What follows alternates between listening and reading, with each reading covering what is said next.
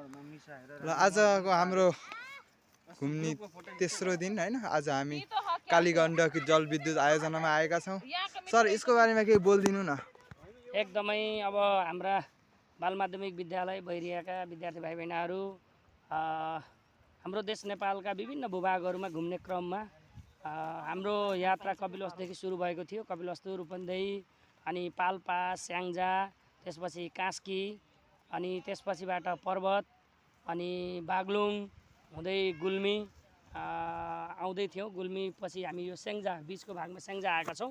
अहिले हामी स्याङ्जाको मिर्मी भन्ने ठाउँमा छौँ। तपाईँहरू देख्न सक्नुहुन्छ तलपट्टि नेपालकै ठुलो जलविद्युत आयोजना कालीगण्डकी जलविद्युत आयोजनाको यो ड्याम साइड हो।